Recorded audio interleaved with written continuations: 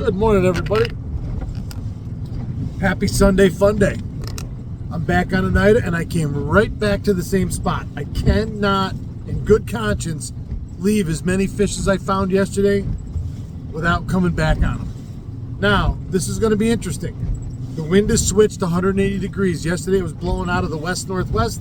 Today it's blowing out of the south-southeast. So, 180 degree difference in wind direction. So that means we're going to have a completely different drift over this structure. And it means, I'm assuming, that these fish are going to be in a different position. I don't think they're going to still be on top of this reef like they were yesterday. And when I say they were paved yesterday, it's the most fish I've ever seen on my screen at one time. I'll do a better job today of getting some video of that screen. I promise. That being said, I told you yesterday I put my camera down, my Markham camera down, my underwater camera, and I could see walleyes just stacked. I only did it for a few minutes. The drift was pretty strong, and I couldn't really get the camera to hold still, so I couldn't really see everything that was down there. But if those walleyes are on top of a reef in the middle of deep water, you know who else is there with them? Smallmouth. So I've been kicking around the idea today of fishing it for smallmouth as opposed to fishing it for just walleyes. Everything I've thrown and everything I've done, in the last week has been for walleyes. Not that bass won't eat it. Bass eat a jigging wrap, bass eat a blade bait, bass eat a bucktail jig. But I think today at some point I am going to fish it more horizontally with swim baits, and I'm going to drop shot it as well. I know the walleyes will eat both those presentations, so it's not like I'm going to completely not try to catch a walleye. The walleye will eat those presentations, but I'd like to see who else is living here, and because it's fun to try new things. For me, fishing wise, it is fun for me to try new things, so that's how I keep it interesting. Because let's say I've been on the same spot. This is my 8th day. This is my 8th day on this same spot. So I'm going to start out because I went to see my good friend Rick at App's Landing yesterday, and I restocked on a whole bag full of shiver minnows and hyper rattles. So I'm excited. I'm coming up on this first little piece of structure, and I got marks here already. I'm going to look around. I'm going to check it out. I'll get back to you. I'll talk to you at the top of the hour. It's 5:45 now. I'll talk to you at 7 a.m. Thanks. Keep your tip up.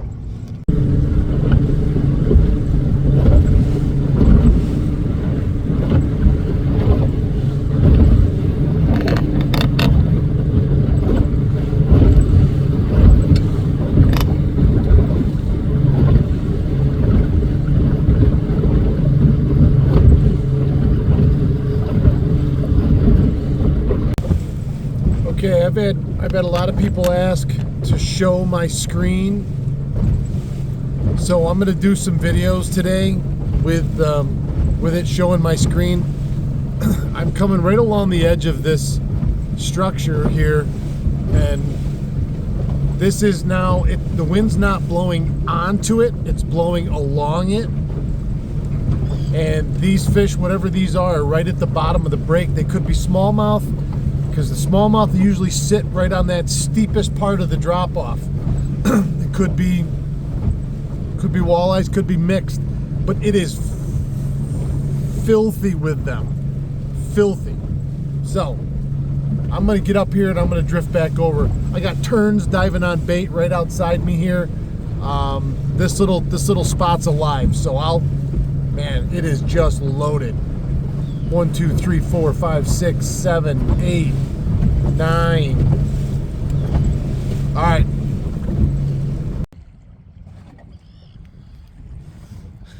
Last night's haul from Apps in Cleveland, New York.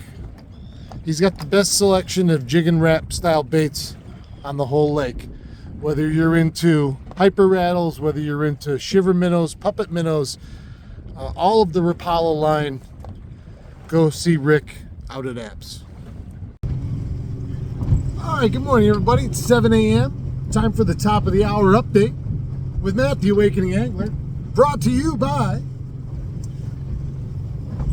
All right, let's talk about... Come up along this reef. I looked at one of the outer shoals first thing, and I'm going to move this over just slightly.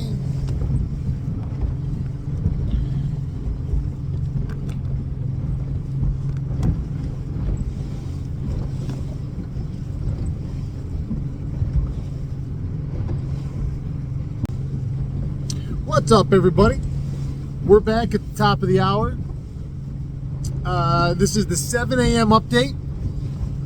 So when I left you, it was 5:30-ish, and I just finished my first drift. It was a really long drift, but the wind was perfect. It brought me right down parallel. Here was the structure.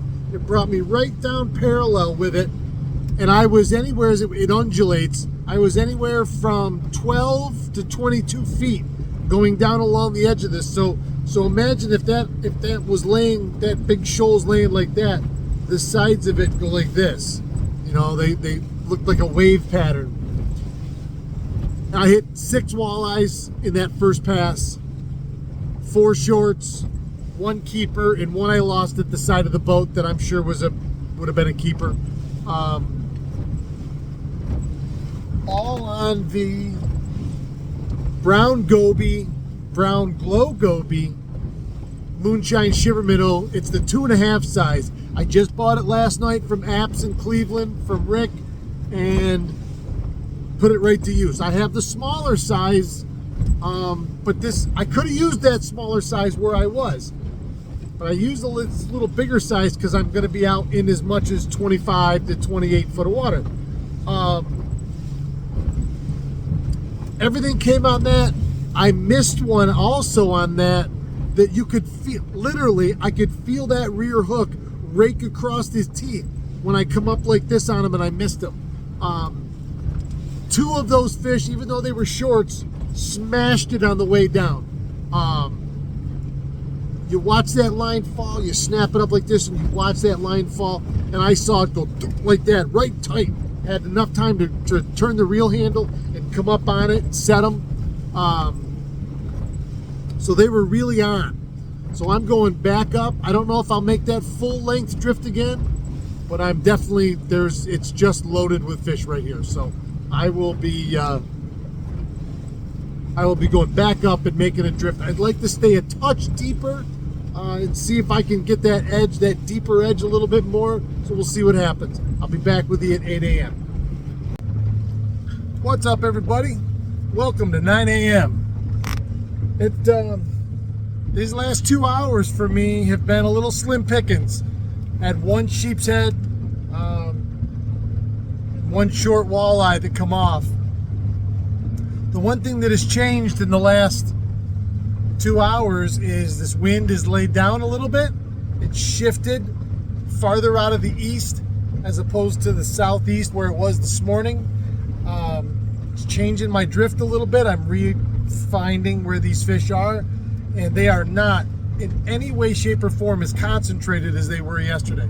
So I've been on 3 different small pieces within the big piece here this morning. I've not made it over to my good spot yet. I have fished both spots that were loaded yesterday, and there are still fish there, but not concentrated like there was yesterday.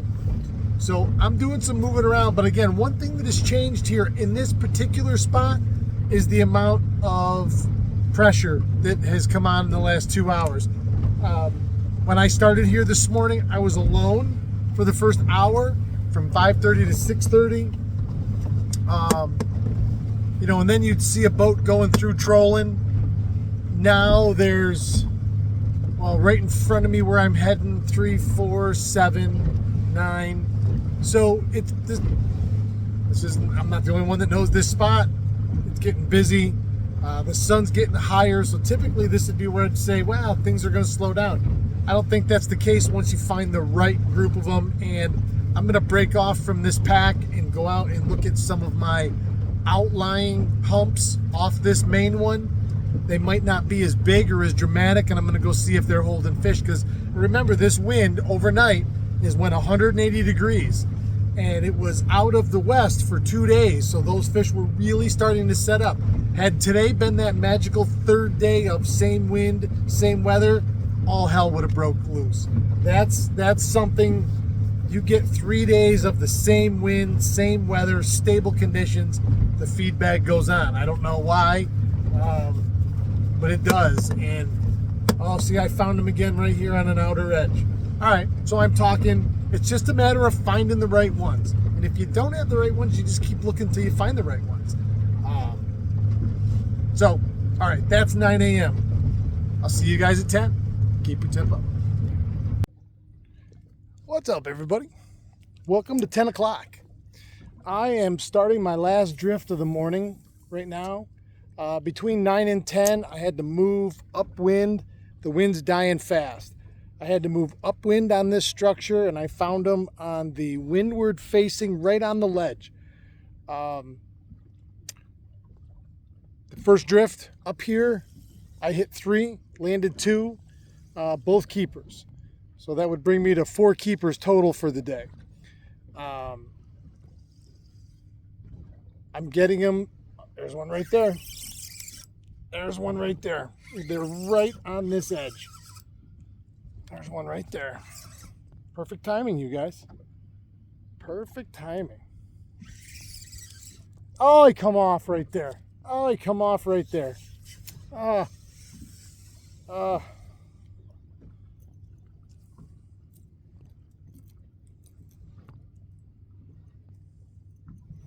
Well, still proves my point. 2 things I'm going to say about this structure fishing. I have spent the time in the last 2 weeks driving over all of this structure, and I have a Garmin, and it's the feature on the Garmin that I use is called Quick Draw Contours, and it overwrites your map with actual real-time sonar data. And so now when I have these shoals and reefs and humps and stuff marked, it's actually exactly the way it is down there. It's not a map, it's close. And once you know exactly the structure, then you start looking in the high percentage spots first, and then you can broaden your scope. But if you find them in the high percentage spots because you know exactly what the structure looks like and where the wind is hitting it, then you've already put yourself ahead of the game. I am positive, I believe that every manufacturer, Garmin, Humminbird, and Lowrance have some sort of active mapping feature, and it has changed how I structure fish completely, because I know exactly what I'm on and where my boat is and where those fish are going to be. And when I find them where I think they're going to be, I know that they're exactly there in this, wherever the case may be. So I'll check in at the end of the drift. What's going on, everybody? How you doing? My name's Matt, the Awakening Angler, and I am here to wrap up my morning for you. It has been fun and interesting at the same moment. The wind is laying down and dying. It switched this morning 180 degrees from what it was yesterday. Yesterday was west-northwest. This morning was south-southeast. It went all the way east at one point this morning and then laid right down. You can see behind me, she's getting pretty flat. So, that being said, my first drift of the morning was my best. I had 6 walleyes my first drift. 1 keeper, 1 that I lost at the net that I'm pretty sure was a keeper. And then I picked and putzed around, so that was from 5:30 to 7. From 7 to 9, I had a big sheep's head. Man, they tugged. Had a lot of fun with him. I'm on the same general piece of structure, and I'm looking around in the same humps and little side reefs off of it, and the fish were tucked in depending on which way the waves and the wind was hitting the structure. But it did take a while, and it wasn't nearly as condensed and consolidated as it was yesterday. Yesterday, you could have fished that one spot, but the size of a football field all day long. If I would have had spot lock, I could have spot locked right in the middle of it and probably caught fish every cast because it was just filthy, ridiculous, loaded with them. I never found that today, although I did find plenty of fish today. And then I moved farther into the wind to the east towards the head of the secondary but bigger of the second biggest shoal in this little piece, and they were there in force. And I put a gold I1 blade bait on right there, that gold black scale, hit 3 all keepers right off the bat, and they were still on that windward side.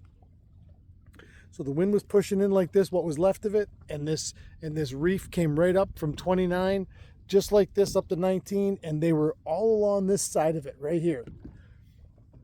Now, there could have been other stuff there, and I'm assuming some of those, and maybe even more of those, that I thought were smallmouth. I wanted to tell myself I was going to fish this today like I was fishing for smallmouth and see if I caught any walleyes. I got a bunch of new toys from Rick at Apps last night, and I restocked my shiver minnow and my hyper rattle box for the year, and I couldn't resist fishing them. So I started off with that first drift of mine that I did so well. I was fishing the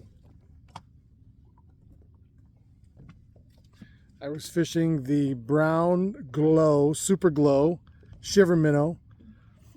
That's their goby pattern, the glow goby. That's brown on top, and that's the 2.5 size. And I caught fish this morning on that from 10 foot of water out to 20. That first drift I was shallow, and they were in there, and they were cracking it good.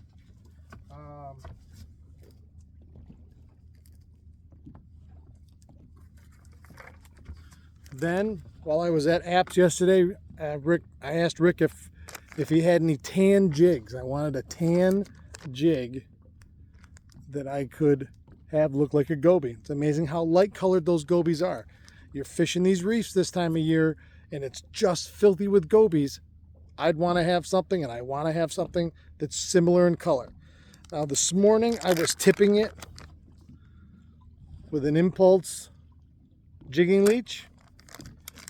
I like the movement on these things.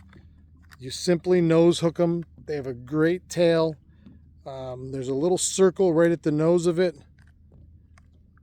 where you insert the hook, like so, like so. So that's on the bottom, so like that. That took 3 or 4 bites this morning, to include another sheep's head. Sheep's head are on this reef right now too, big time. And that one I had this morning was well over 10 pounds. So, all right, I'm done for today. It's Sunday.